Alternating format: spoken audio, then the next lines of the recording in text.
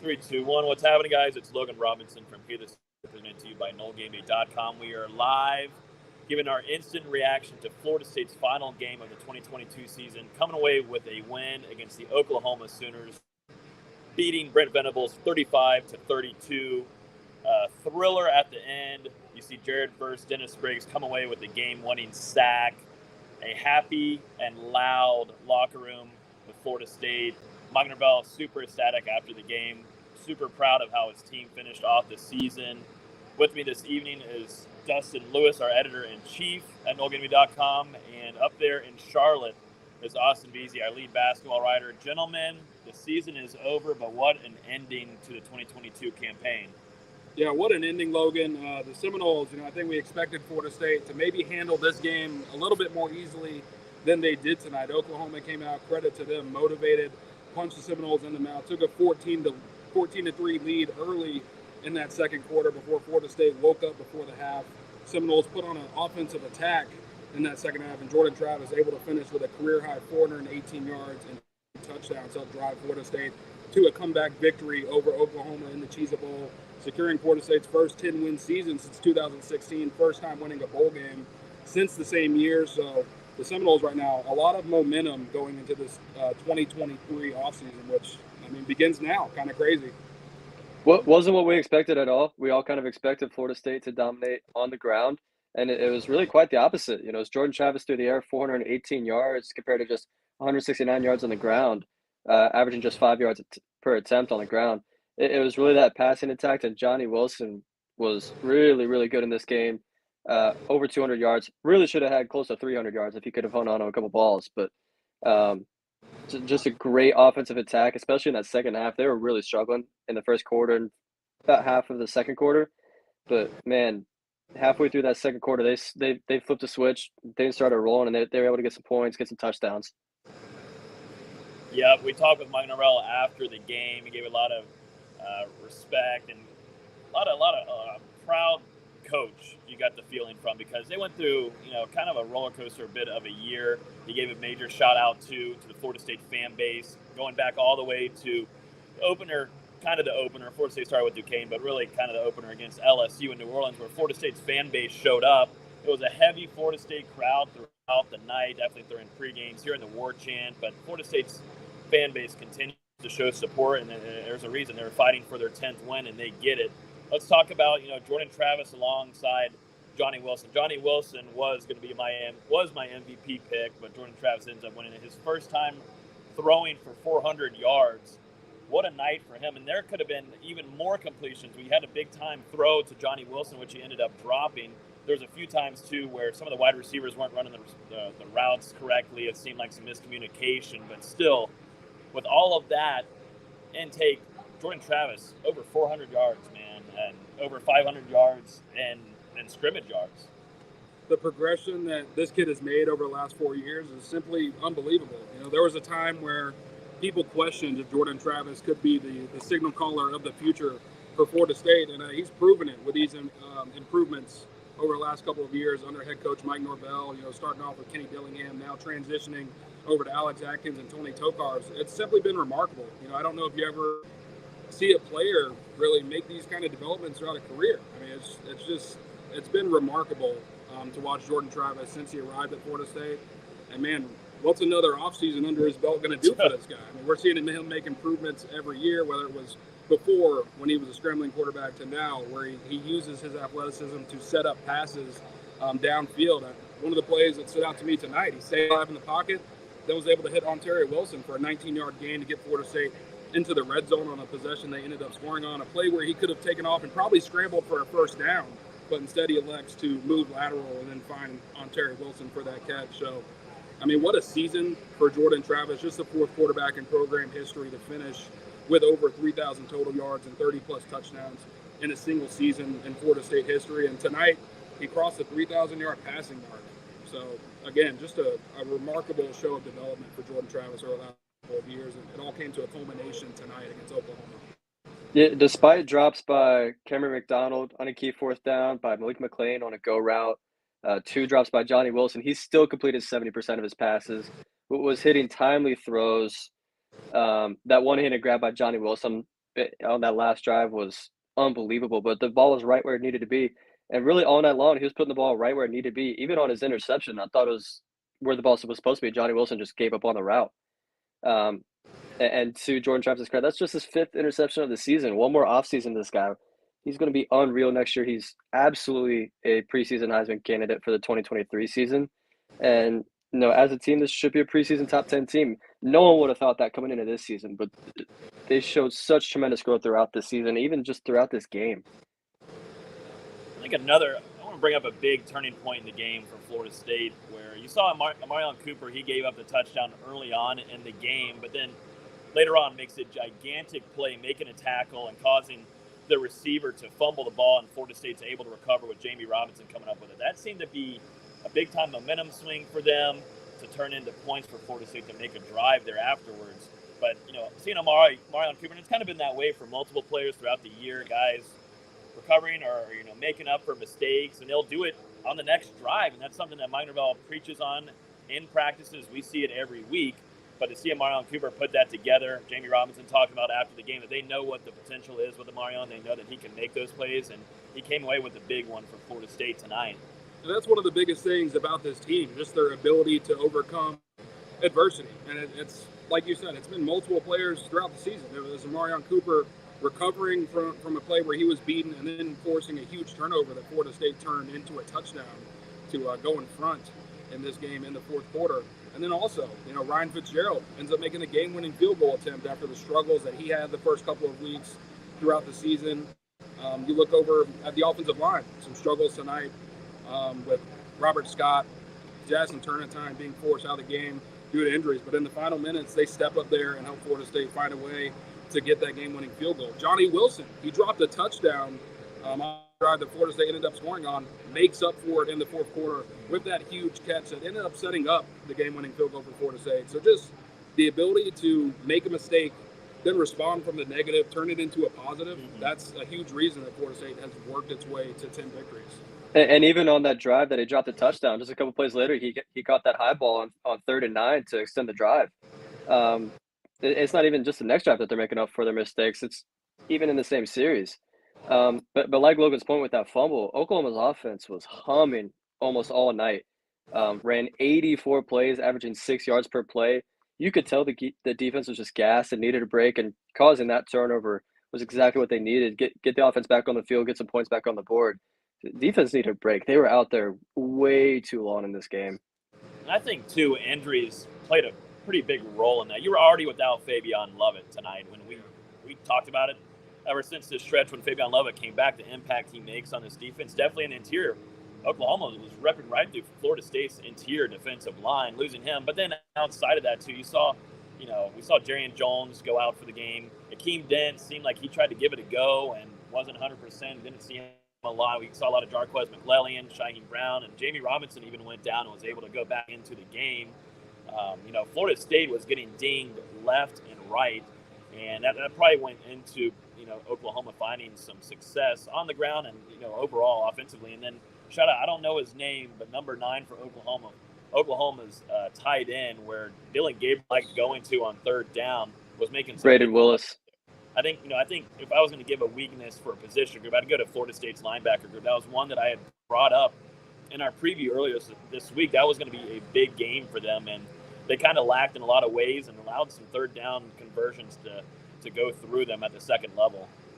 It's a good point. I thought it was a little bit of an off night for Tatum Bethune and Kalen DeLoach. Some missed tackles, like you noted, some missed coverages on Braden Willis, where he was able to make some crucial catches to keep drives alive for Oklahoma. And it just seemed like, like we've seen throughout the season, whenever Florida State plays a mobile quarterback, these guys just end up getting lost at certain points. And Dylan Gabriel, he certainly utilized that to his advantage. Only 17 rushing yards on the night due to the sacks accumulated. But whenever he was able to break outside of the pocket and dodge pressure, he was constantly scrambling for first downs and was a threat for Oklahoma throughout that game. So, yeah, not your best night from linebacker. Saw DJ Lundy stepped up at certain points. The pass coverage certainly got taken advantage of. So, Florida State, they were able to win tonight, but there is still a lot for this team to work on throughout the offseason as far as defensive consistency, and we'll see who decides to stay and go for this team moving forward. Oklahoma's doing such a great job with misdirections and motioning receivers and tailbacks in the backfield. They were the fast. tempo. They were just doing such a great job of making the defense really think on their heels, and the defense didn't really respond that much. They're also doing just a phenomenal job of attacking the blitz. Florida State would put 5 or 6 in the box. Running back was going right around the other side just for 10, 15 yards, it seemed like every single time. It's just a really good offense that was clicking on all cylinders for Oklahoma, but Florida State came out on top, and that's what matters most. They did, yeah. I like Brent Venables, and through this week, getting to know him a little bit through media availability, a guy to like, and gave a lot of praise to Jordan Travis and the way that he plays. We've seen it throughout the year, but to see him continue to grow and what he put out there, Brent Venables was pretty good. Yeah, there's the Cheez-It box there. I don't think we can get one for Beezy though. It's crazy. Yeah, I mean, we invited you down here, Beezy. We invited you, but and there's actually Cheez-Its in that. I don't know. I don't think you should eat them though. But yeah, I mean, Florida State now reaches 10th win. That is something that they had been preaching ever since beating Florida. This is now a 10-win program looking ahead at a gigantic 2023 season with what you have coming back talent-wise. Jordan Travis, Trey Benson. We've seen a lot of announcements, including Tatum Bethune, who we were just talking about, Kalen DeLoach. Florida State is bringing back a heavy amount of talent, and you're adding new talent with 5-star wide receiver Hakeem Williams. We can go on and on about what this team is going to be bringing back this season. What just kind of overall, guys, on the thoughts on the season. All of us on here didn't see a 10-win season. We did not see that. I went 8 wins. I think in the 7 and 5. Yeah, 7 and 5. Yeah, 7 range. What does it say to you guys? What do you see from this season and moving forward under Mike Norvell? Because I think the biggest thing I kind of took away from that press conference, Jamie Robinson mentioned, I used to walk in the locker room and kind of just walk by guys. I wouldn't dap them up or say hey or whatever, just because he didn't feel like they were so close then. He said this year it's been a major difference. And, guys, whenever they walk by each other, they're saying, hey, they're hanging out outside of football. The switch has happened inside that locker room, and it's much needed. I think that plays a big part in what you're seeing going out onto the field. It shows the growth. It shows the culture that this program has built under Mike Norvell. I mean, only 8 wins for this program during his first 2 seasons in Tallahassee. For the Seminoles to step up like this in 2022, especially with the schedule that they were facing. I mean, this was no slouch of a schedule for FSU this season, starting off with LSU, and obviously they fell short against Wake Forest and North Carolina State, but were still able to defeat their 2 primary rivals, Florida and Miami, for the first time since 2016. So just so much growth for this program. And I think the biggest thing to me is just the players. It looks like they're having fun out there once again on the field, and that's one of the biggest parts of this resurgence. Yeah, coming into this season, I was like, if we get 8 wins, I'll be thrilled. Just given what we've seen the last 2 seasons, obviously things like this take time to develop. For them to come out and have 10 wins this season, given the schedule they face, is really, really damn impressive. And now you're looking at the 2023 schedule going, 11-1.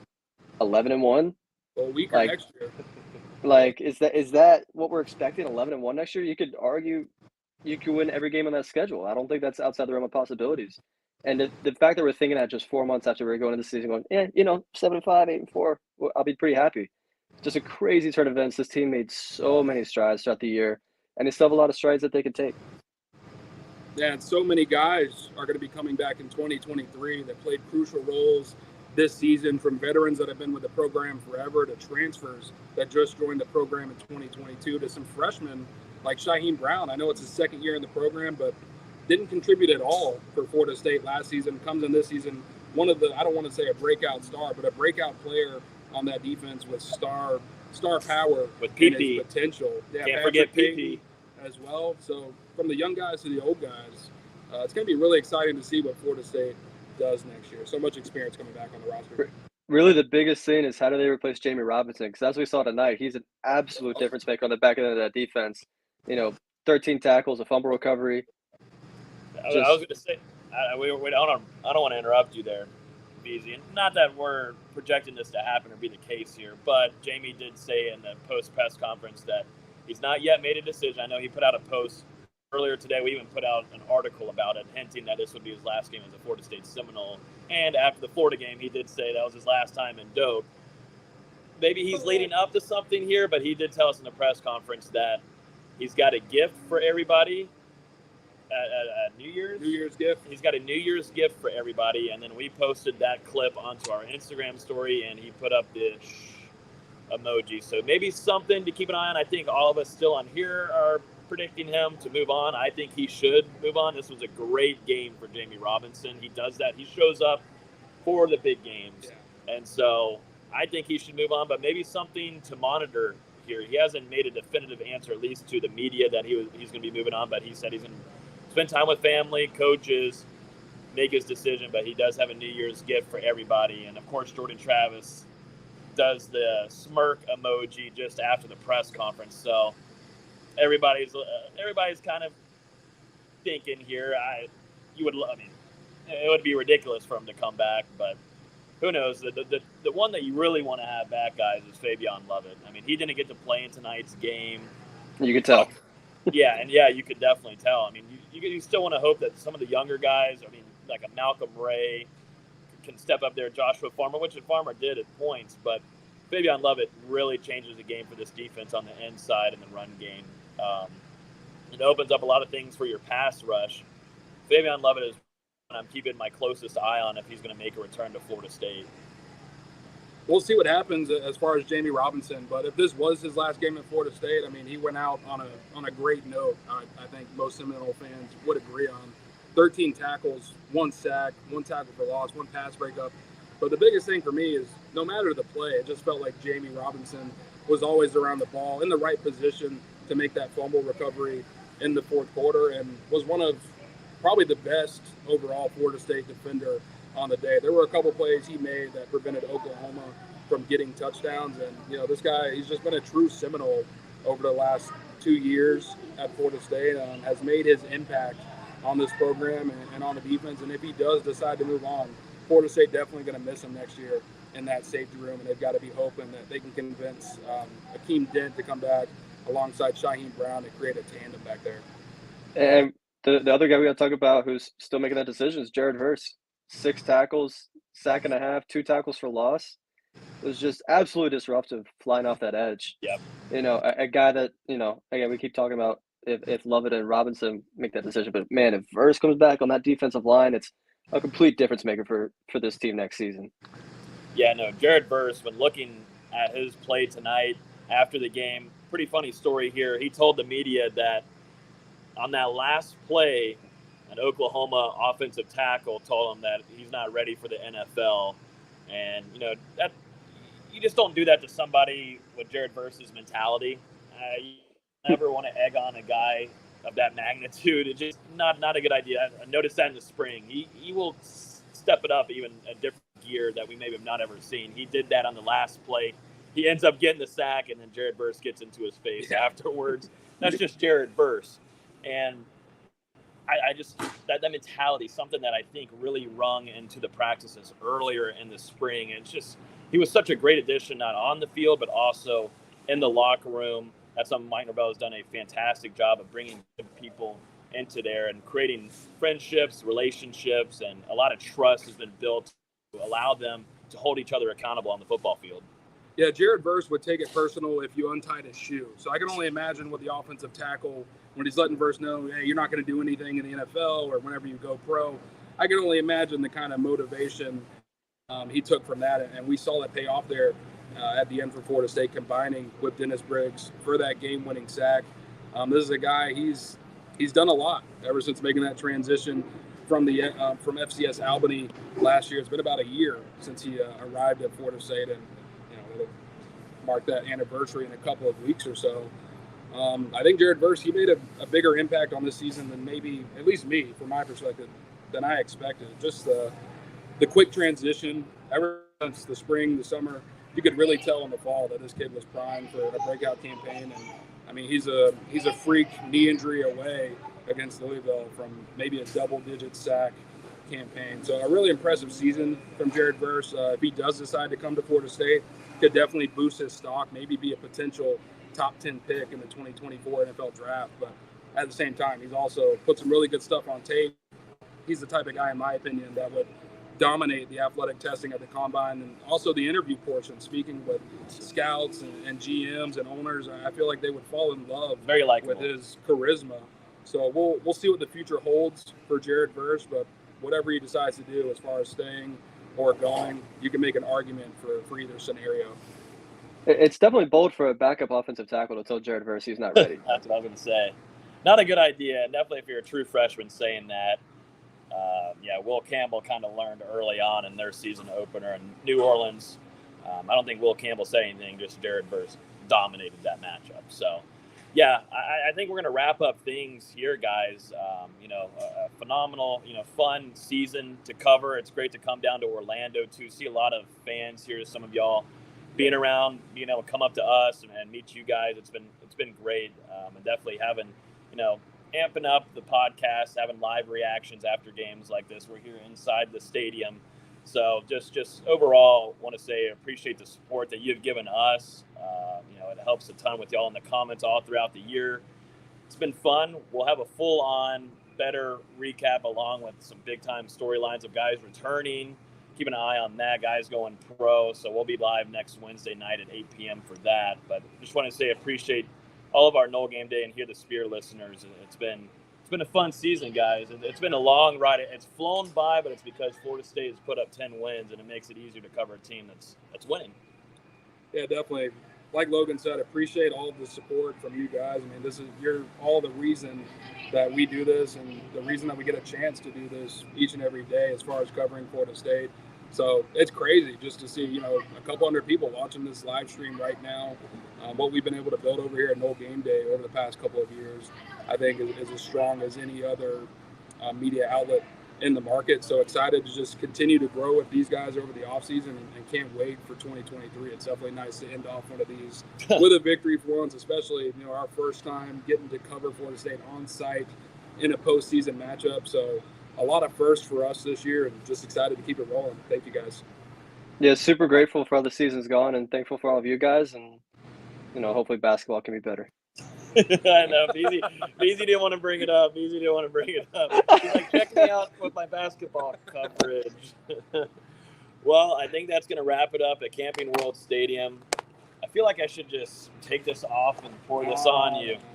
I feel like I should, but I don't want to break open the box. I kind of messed up by not getting a bag and just pouring it all over Dustin. Yeah, we should have got the little ones. We should have. We're not that creative. Next year, that's all we always have it next year, right? Yeah, unfortunately, we're not feeling the cheesiest right now. No, we're not. But we will be back here next season in Camping World Stadium, which should be a top 10 matchup in my prediction for FSU versus LSU here in Orlando. It should be a fun one. BZ, we got to get BZ down here too. That'd be a pretty fun, a little Epcot maybe, drinking around the world. You can have your milk, BZ. So, but appreciate everybody hanging out with us this evening. As always, you can listen to this podcast on iTunes, Google Play, Spotify. If you're on YouTube right now, hit the like button before you leave. And make sure you subscribe because we're going to have a ton of content all throughout the off season. So, I think that's it.